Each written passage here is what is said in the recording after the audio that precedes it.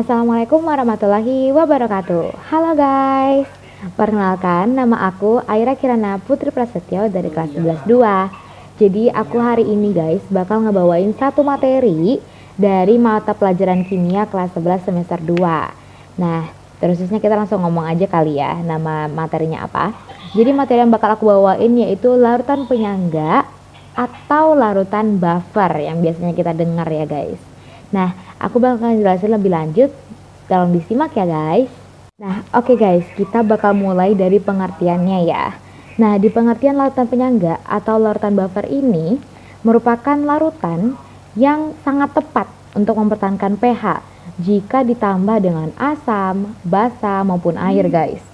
Nah, dalam kehidupan kita, salah satu buffer atau larutan penyangga yang terdapat dalam tubuh kita ini nih guys, berfungsi untuk mempertahankan pH darah kita loh. Nah, di larutan penyangga atau larutan buffer ini juga, kita dapat membagi mereka jadi dua guys, berdasarkan komposisi penyusunnya ya. Nah, yang pertama itu ada buffer basa atau larutan penyangga basa. Nah, di larutan penyangga basa ini guys, mengartikan bahwa larutan ini merupakan campuran antara basa lemah dengan asam konjugasi atau basa lemah dengan garamnya. Nah, atau dengan artian singkatnya yaitu larutan ini itu terbentuk dari basa lemah dan asam kuat guys. Nah, lalu yang kedua ada di buffer asam. Nah, di buffer asam ini merupakan campuran dari asam lemah dengan basa konjugasi atau asam lemah dengan garamnya guys. Dan artian singkatnya ialah terbentuk dari campuran asam lemah berlebih dan basa kuat. Nah, ada juga contoh-contoh larutannya dari masing-masing buffer ini guys. Nah, dari buffer asam tersendiri, dia memiliki contoh yaitu dari CH3 COH dengan CH3 COONA. Sedangkan yang kedua itu ada dari larutan NH4OH dengan NH4Cl guys. Nah, sebenarnya tuh ada sih guys beberapa larutan yang bisa kita sebut buffer alami. Cuman itu lebih lanjut lagi. Tapi kita secara singkatnya aja, kita lanjut aja. Oke, sekarang kita bakal masuk ke bagian sifat-sifat dari larutan penyangga atau larutan buffer ini guys. Nah, yang pertama itu adalah nilai Ka itu akan tetap jika suhunya tetap. Ya, tidak berubah guys. Kalau misalnya suhunya berubah, ya pasti Ka-nya juga berubah. Jadi kalau misalnya suhunya tetap, ya Ka-nya tetap guys, nggak bakal berubah. Nah, terus yang kedua adalah penambahan sedikit asam kuat atau basa kuat ke dalam larutan penyangga itu akan berdampak sedikit aja guys, dan itu bisa kita abaikan. Jadi dengan hal demikian itu kita anggap pH-nya itu tetap dan tidak berubah guys. Lalu yang terakhir yaitu adalah pengeceran pada larutan penyangga itu tidak akan mengubah harga pH larutannya. Jadi tetap stay guys harganya. Tidak akan terubah, tidak akan berkurang atau tidak akan berlebih ya, seperti itu. Nah, ini guys, last but not least, kita bakal ngebahas perhitungan pH buffer guys. Kita bakal ada ngerjain satu soal juga di perhitungan buffer ini atau larutan penyangga. Nah, jadi aku jelasin singkat dulu ya guys, gimana cara kita nentuin rumus untuk mengerjakan soal yang bakal kita kerjakan nantinya. Nah, jadi yang pertama aku bakal ngejelasin dulu kalau misalnya di perhitungan ini guys, buffer asam dan buffer basa itu memiliki perbedaan. Buffer asam itu dia memiliki pH itu kurang dari 7 guys. Sedangkan buffer basa sebaliknya, yaitu lebih dari nilai 7. Nah, secara tidak langsung hal ini bisa kita bagikan untuk rumusnya. Kalau semisalnya di soal kita memiliki basa konjugasi, maka kita memakai H+ atau asam. Sedangkan kalau misalnya kita punya asam konjugasi, kita bakal pakai rumus OH- atau basa. Nah, jadi bakal aku baca ini guys, gimana rumusnya. Jadi untuk rumus yang pertama, kalau misalnya asam itu H+ sama dengan Ka dikali dengan asam lemah per basa konjugasi. Nah, Ka ini berarti adalah tetapan ionisasi asam lemah ya guys. Nah, yang kedua itu rumusnya ada, yaitu OH min sama dengan KB dikali dengan basa lemah per asam konjugasi.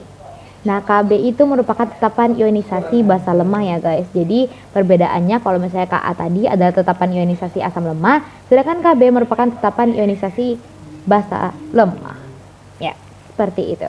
Oke, karena aku udah bacain rumusnya, kita bakal langsung ke contoh soalnya ya guys. Let's go! Sekarang kita bakal masuk ke contoh soal. Nah, jadi satu contoh soal ini bakal aku jelasin gimana hitungan dari yang rumus aku bacain tadi.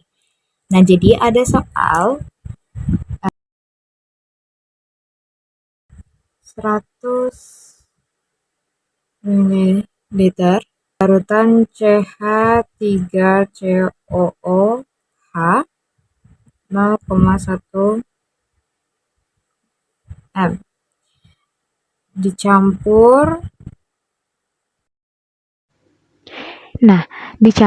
dengan larutan yaitu 50 ml larutan CH3COONA 0,2 M. Maaf ya guys, nge-lag guys. Oke, nah setelah itu bakal kita tuliskan lagi apa pertanyaan intinya nih. Ditanyanya itu apa? Nah, ditanyanya itu adalah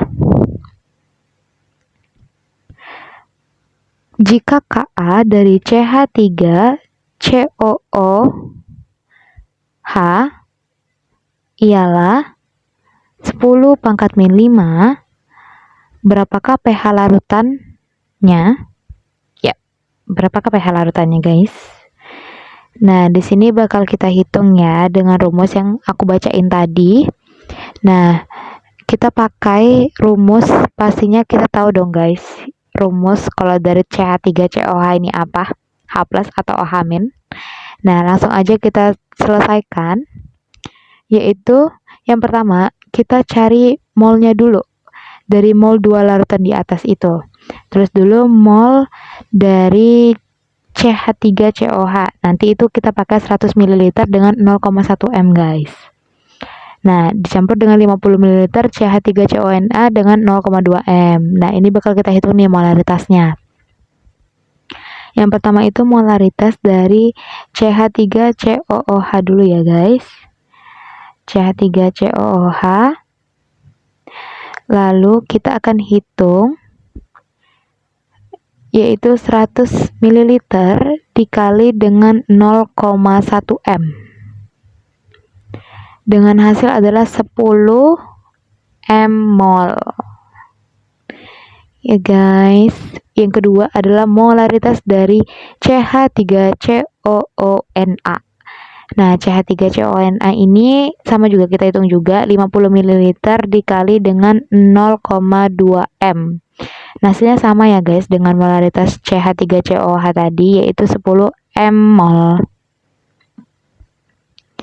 Oke, nah setelah dari sini kan kita ketemu tuh sudah molaritasnya. Nah, molaritas dari CH3CONA itu kita jadikan basa konjugasinya guys, supaya kita bisa ngitung dengan rumus yang aku sebutin tadi.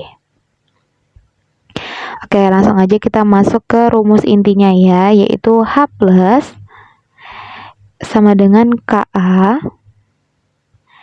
dikali dengan mol asam per mol basa konjugasi. Oke, lama ya nulisnya saya.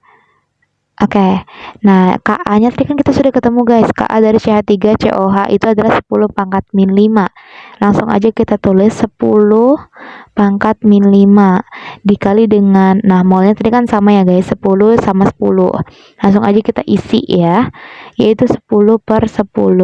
Dengan hasil adalah 1 ya guys, jadi hasilnya tetap 10 pangkat min 5. Nah, jangan lupa kita cari pH-nya dulu guys. Belum selesai ini, belum selesai.